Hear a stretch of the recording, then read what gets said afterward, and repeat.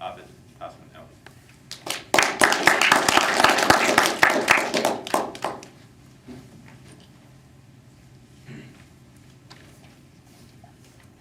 Change. Change. Change. What comes to mind when you hear this word? Some of you might be thinking of loose change in your pockets, but that is not the change that I speak of.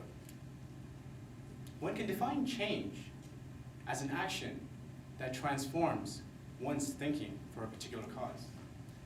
Think of Obama, how he empowered the American nation to win him the US presidency.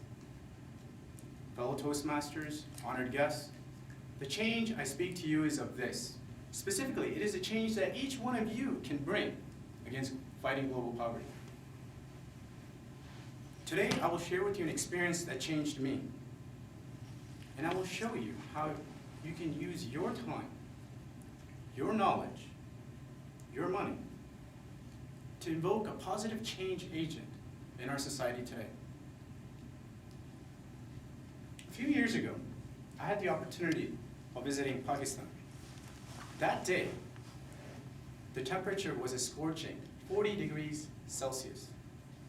I was in a city called Karachi. The city was filled with abandoned buildings, poor infrastructure, and congested streets. As I crossed a busy street, I felt a short tug on my pants. I looked down, and to my grief, I see a small, feeble boy, barefoot, covered in filth. Ali, who I later discovered his name to be, looked up at me and begged for change. Perhaps the most disturbing fact of this experience was the fact that I could see the sadness in his teary eyes. Immediately, I thought, to what circumstance did Ali deserve to live like this? Does he have any parents? Where will he be sleeping tonight? Will he live to see another day? Then more disturbing thoughts came to my mind. What if he ran into someone who had ulterior motives? What if he got molested? Will you care if he just got run over by a car? How about you? Will you care if he dies of starvation tonight? Will any of you care? According to UNICEF, 25,000 children die each day due to poverty. And they die quietly in the most poorest regions of this world, like Pakistan. Over half the world's population, that's 3 billion people, live on less than a cup of coffee a day. Folks, we are fortunate to be living here in Canada, peacefully and comfortably. We are even delighted when we get a raise in our salary. Like sometimes we get upset at the fact that we didn't get a salary raise as high as we wanted to.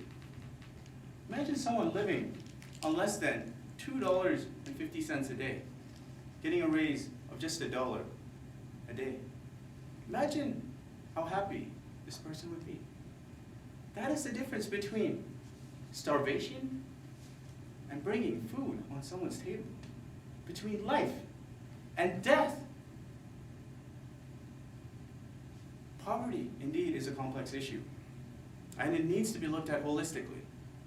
I am not advocating that throwing money at their governments will solve the issue, nor am I advocating that money is the only way to evoke change. However, I do realize we all lead busy lives. And money tends to be the easiest form of change, in this case, for most people. If we were to invest in a proven, not-for-profit organization, much like we invest in an RRSP, the rate of intrinsic return is very much palatable. So I urge you to think about that the next time you're waiting in line to getting your cup of coffee.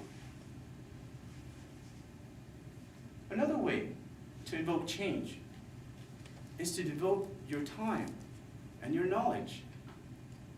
Now is a good time as any to share the wisdom that you've learned and pass it on to people who are less fortunate than you. Reach out to your global communities and your local communities. Tutor high school kids. Volunteer at the soup kitchen. Raise awareness on global poverty.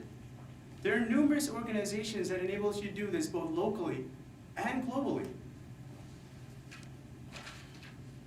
World Partnership Walk is an event held by such an organization that actively fights global poverty. I encourage you to go check out this website, worldpartnershipwalk.com, to get more information. But here there are two ways you can invoke change, either via money or through time. Toastmasters, the change is in you. I challenge you to make it a reality. I would like to close with a quote from a philanthropist that's very dear to me, His Highness the Aga Khan. There are those who enter the world in such poverty that they are deprived both the means and motivation to improve their lot. Unless they can be touched with that spark that ignites a spirit of individual enterprise and determination, they will only sink into apathy, degradation, and despair. It is for us who are more fortunate to provide that spark. Each one of you can light that spark. So change the world. Mr. Contest Chair.